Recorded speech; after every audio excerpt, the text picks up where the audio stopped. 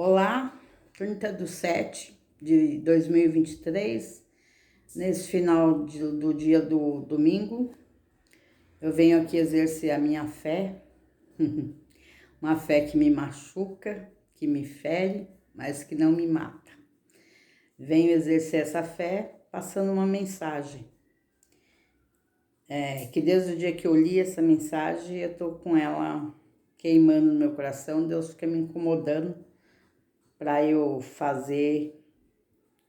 falar dela, não escrever, mas falar da mensagem. Jeremias capítulo 49, diz assim: mensagem acerca de Amon. Acerca dos amonitas, assim diz o Senhor: por acaso Israel não tem filhos? Será que não tem herdeiros? Por que será então que Moloque se apossou de Gade?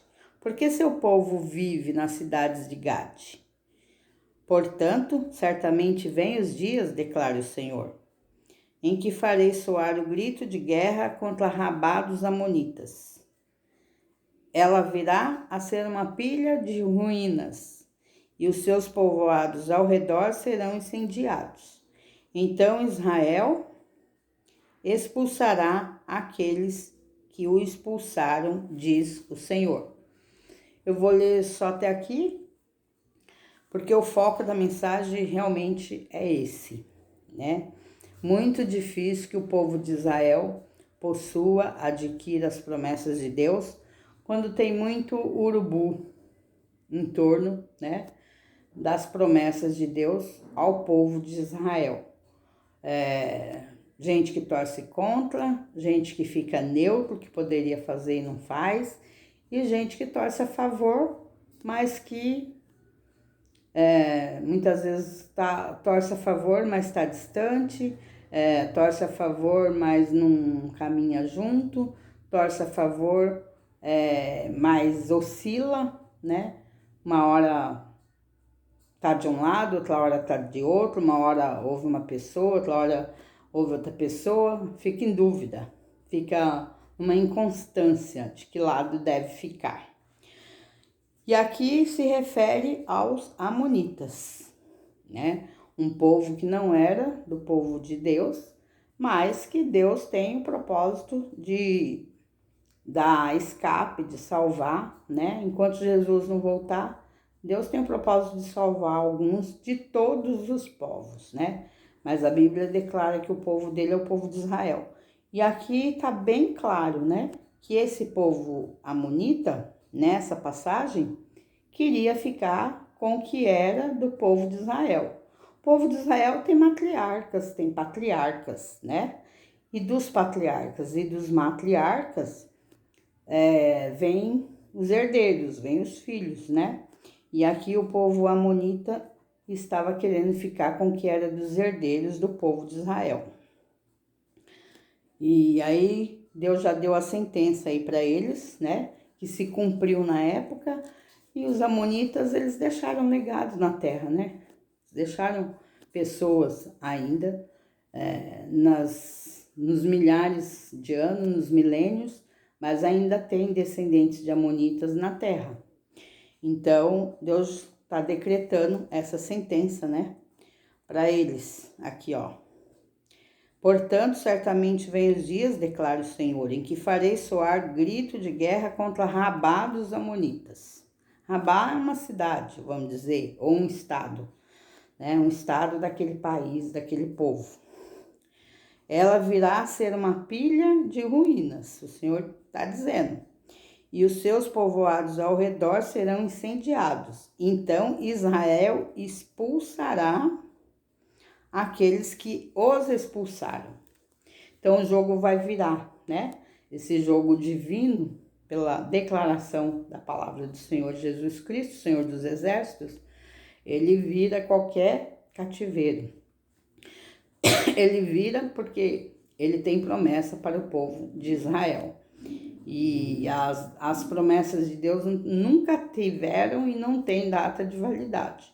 Aquilo que ele falou se cumpre. Quando não se cumpre nos pais, quando não se cumpre nos avós, se cumpre nos pais. Quando não se cumpre nos pais, se cumpre nos filhos e nos netos. É desse jeito. Não tem quem pode alterar ou datar, né? Colocar prazo. Achar que é no prazo, na data que as pessoas pensam, né? Aqueles que torcem contra, que torcem a favor, que entende cada um entende de um jeito, quer fazer de um jeito. Acho que tem que ser. E essa é a passagem, Jeremias 49, mas tem uma outra que eu quero deixar aqui um pouquinho também, que é em 2 Crônicas, capítulo 17, que fala do reinado de Josafá, que foi um rei de Judá. O povo de Judá pertence ao povo evangélico também. Israel e Judá é um povo evangélico. Aí, aqui fala, 2 Crônicas, capítulo 17, o reinado de Josafá, rei de Judá. Josafá, filho de Asa, foi o seu sucessor. Josafá foi sucessor de quem? De Asa, o pai dele. Porque aqui no capítulo 16 fala os últimos anos de Asa. O rei Asa tinha morrido e o filho dele, Josafá, foi o sucessor. E fortaleceu-se Josafá contra Israel.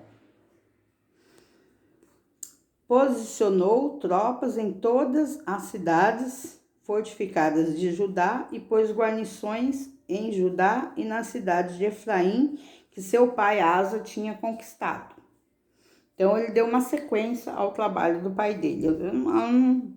Aqui eu não sei se o pai dele, o rei Asa, também perseguia, se o pai dele também foi contra Israel, porque a palavra que Deus me mostrou e que me incomodou foi Jeremias 49 e essa 2 Crônicas 17, focando no rei Josafá, que era um povo evangélico contra um povo evangélico. Judá é um povo evangélico contra outro povo evangélico, que era o povo de Israel.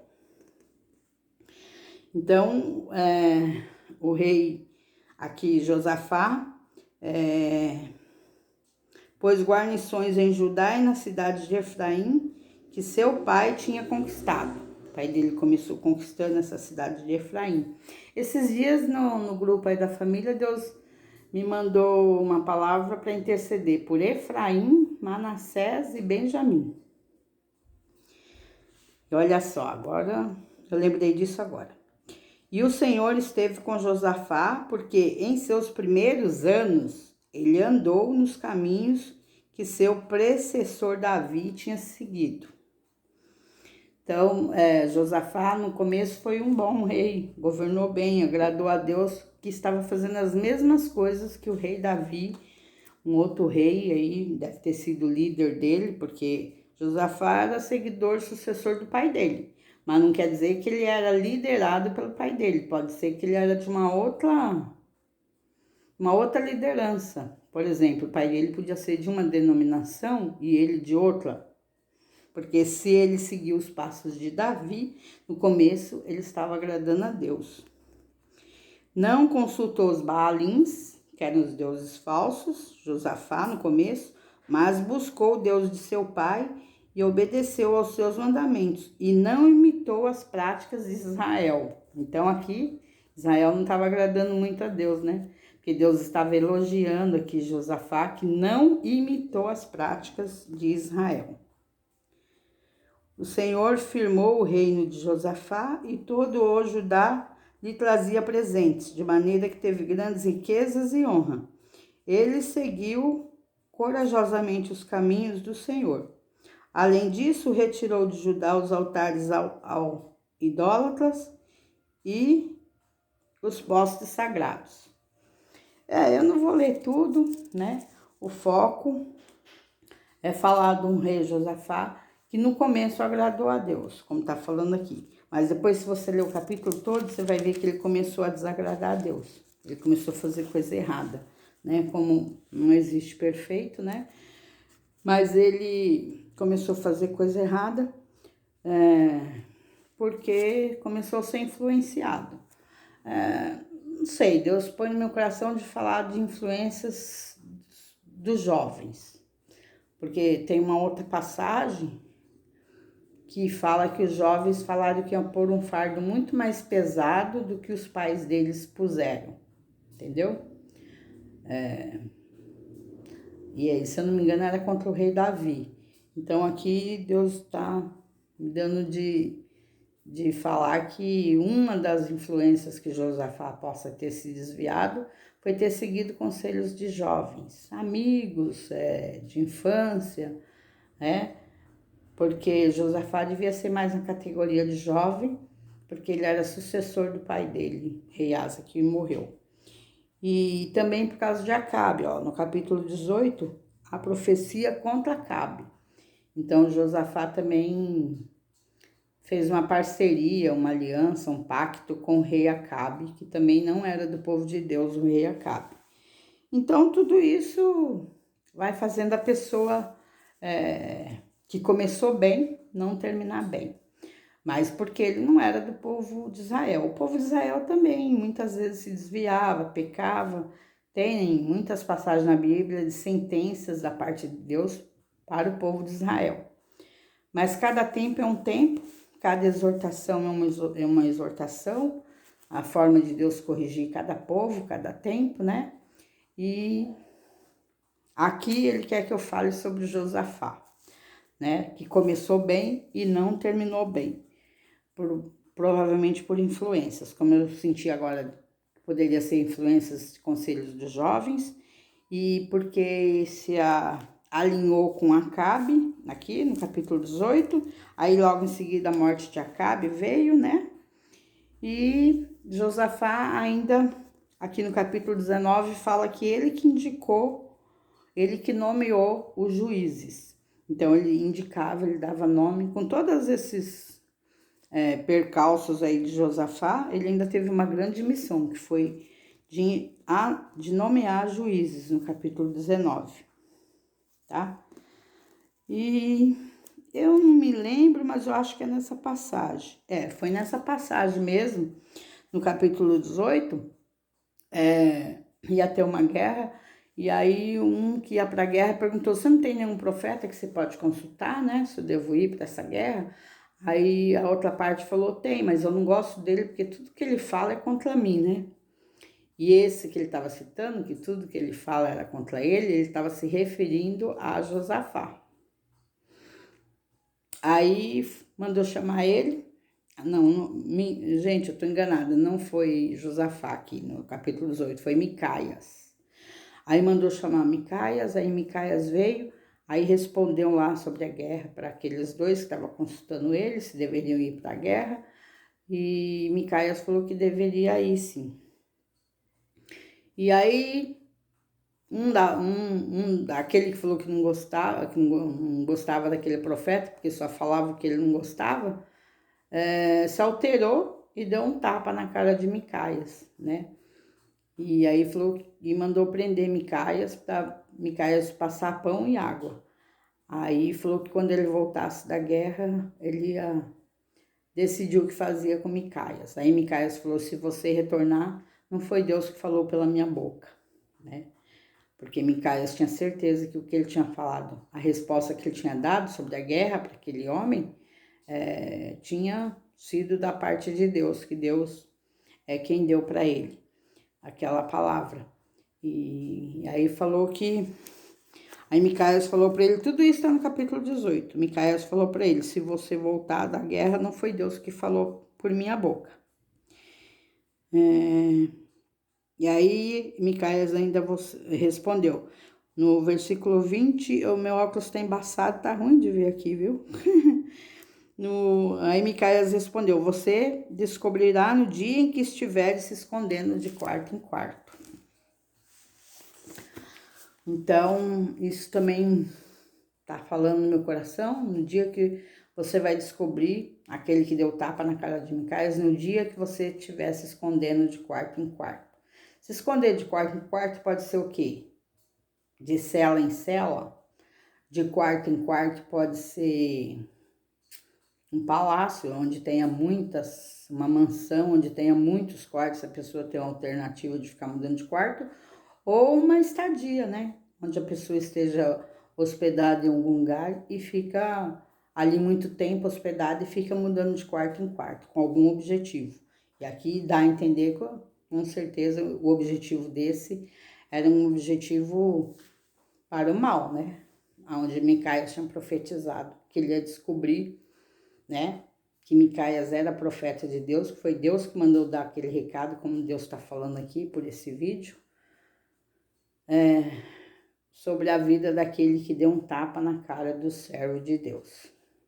Esse tapa pode ser literalmente um tapa, uma agressão física, ou esse tapa pode ser uma traição oculta, né?